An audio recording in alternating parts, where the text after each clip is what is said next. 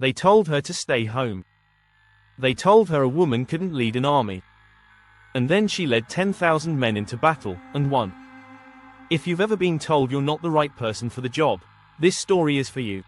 Welcome back to The Word, where faith comes alive and truth hits home.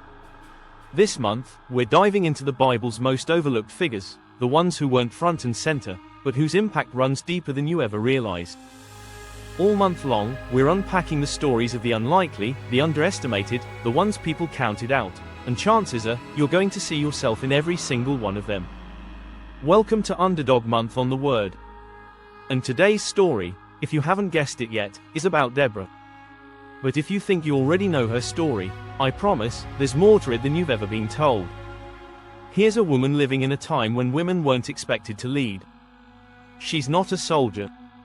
She's not a king, not even a general. But she becomes the most powerful voice in all of Israel, a judge, a prophet, and the person God chose to call a nation to war. And here's the part that hits close to home, the problems Deborah faced back then. They're not that different from the ones a lot of us are facing right now. Feeling overlooked. Feeling stuck. Living under something that's crushing you, whether that's debt, a bad relationship, a situation at work, your own fear. Something's been holding you down. And you're wondering, does God even see me? Stick with me, because Deborah's answer to that question is going to shake something loose in you. To understand why Deborah's story hits so hard, you've got to understand how bad things were for God's people before she showed up. After Joshua died, Israel spiraled. There was no strong leader. No king. No clear direction. And the book of Judges sums it up in one painful sentence. In those days Israel had no king. Everyone did as they saw fit. Judges chapter 21 verse 25 sound familiar? Because a lot of people today are living exactly like that. No real direction, no anchor. Just going where the wind blows and wondering why life feels so chaotic. And here's what happens when a nation, or a person, loses their center. They fall. Hard. Israel kept chasing after the gods of the nations around them.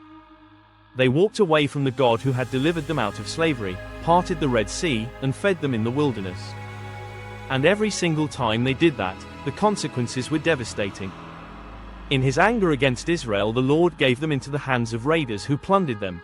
Whenever Israel went out to fight, the hand of the Lord was against them to defeat them, just as he had sworn to them.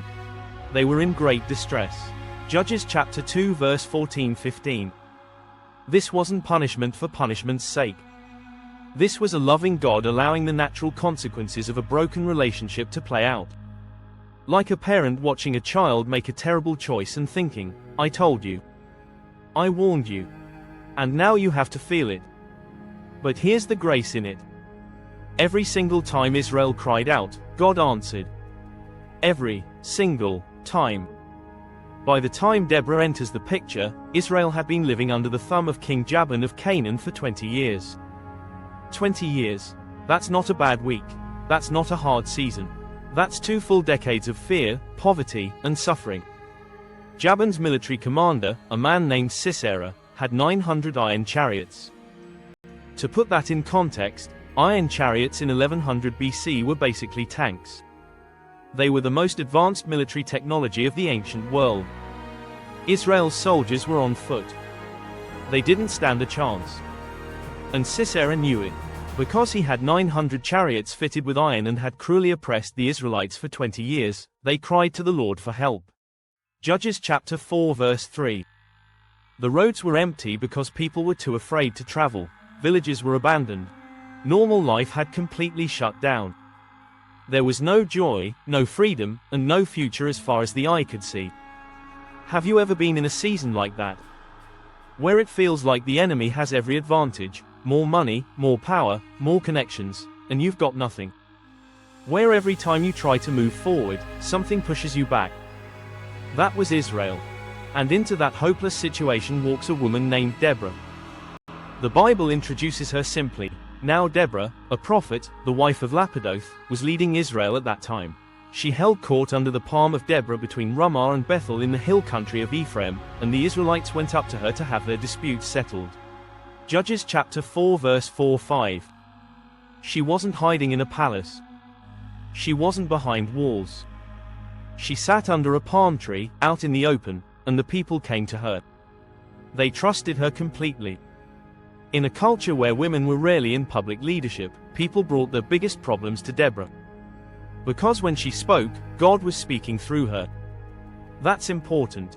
Deborah's authority didn't come from a title or a position. It came from her relationship with God. She was a prophet, meaning she heard from God directly and delivered his words to the people. In the middle of a spiritual crisis, she was God's direct line of communication to a nation that had gone silent. There's something powerful in that for us today. You don't need a platform. You don't need a title. You don't need to be the loudest voice in the room. What you need is a real relationship with God. That's where authority comes from. That's what people are actually drawn to, not position, but presence. One day, Deborah sends a message to a man named Barak. And she doesn't mince words. The Lord, the God of Israel, commands you, go, take with you 10,000 men of Naphtali and Zebulun and lead them up to Mount Tabor.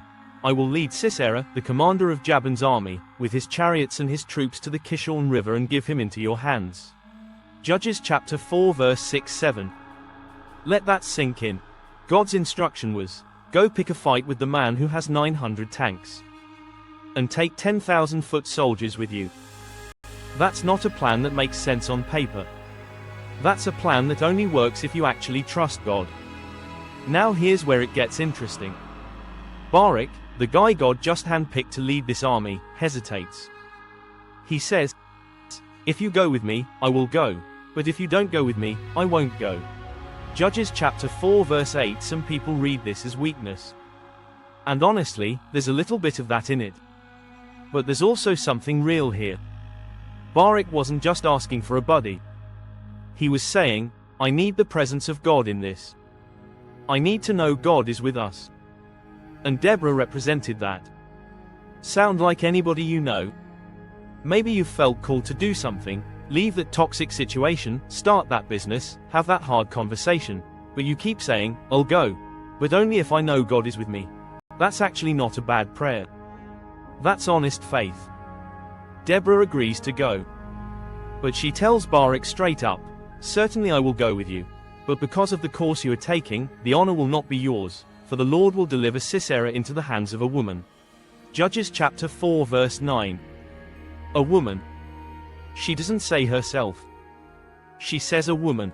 And nobody knows yet who that woman is going to be. That's an open loop that the whole story is building toward. Barak gathers 10,000 men. Deborah goes with him. And they march to Mount Tabor. When Sisera gets word that Israel has mobilized, he responds with full force. All 900 chariots, every last soldier, lined up and ready to crush this rebellion for good. And then Deborah gives the signal, go. This is the day the Lord has given Sisera into your hands. Has not the Lord gone ahead of you? Judges chapter 4 verse 14. Those words, has not the Lord gone ahead of you? That's what faith looks like in action. Not, maybe God will show up. But, God is already there. Now move. Barak charges down the mountain with 10,000 men. And something happened that nobody in Sisera's camp saw coming. Many scholars believe a sudden, violent storm broke out over the valley. The Kishon River, normally just a quiet stream, flooded. The ground turned to thick mud. Those 900 iron chariots. They got stuck. The greatest military advantage in the ancient world became a death trap. Horses couldn't pull them. Soldiers couldn't maneuver. The entire technological edge Sisera was counting on was swallowed by mud and water. The Song of Deborah, recorded in Judges chapter 5, puts it this way, from the heavens the stars fought, from their courses they fought against Sisera. The river Kishon swept him away. Judges chapter 5 verse 20-21. When God decides to move, the stars fight for you. The rivers rise for you. The very ground shifts in your favor. That's not poetry, that's testimony. Israel's army swept through the battlefield. Sisera's entire force was destroyed. Not one man left. Sisera survived the battle, barely. He escaped on foot, running for his life, looking for somewhere to hide. He spotted the camp of a woman named Jael, wife of Heber the Kenite. There was a peace agreement between Jael's people and Jabin's kingdom. Sisera figured he was safe. Jael invited him in. She gave him warm milk. She let him rest. And when he fell into a deep, exhausted sleep, she picked up a tent peg and a hammer. The most feared general in the region, the man who had terrorized a nation for 20 years, died at the hands of a woman in a tent in the wilderness. When Barak arrived, chasing Sisera, Jael walked out to meet him and said, "Come. I'll show you the man you're looking for." Deborah's prophecy was fulfilled. Exactly as God had said. In an unexpected way. Through an unexpected person. But exactly on time. Here's the lesson that hits hardest: God's plan almost never looks like what you expected. The deliverance doesn't come from the direction you were watching. The breakthrough doesn't come from the person you were counting on. But it comes. God always delivers on His word. Let's be real for a second. A lot of people watching this are carrying something heavy right now. Maybe it's been months, or years, of feeling stuck, overlooked, pressed down by circumstances that feel way bigger than you. Maybe you've been doing everything right and things still aren't moving. Maybe you've cried out to God and the silence feels deafening. Maybe you feel like Barak, you know what you're supposed to do, but you're scared to do it alone. Deborah's story speaks directly to that. First, God sees the people who are suffering and forgotten. Israel cried out after 20 years, and God didn't say, "That took you long enough." He raised up a deliverer. He always does. Second, God uses people that the world would never put on the shortlist. A woman in a tent. A reluctant military commander. An outsider with a hammer. These are not the heroes Hollywood would cast. But they're the ones God chose.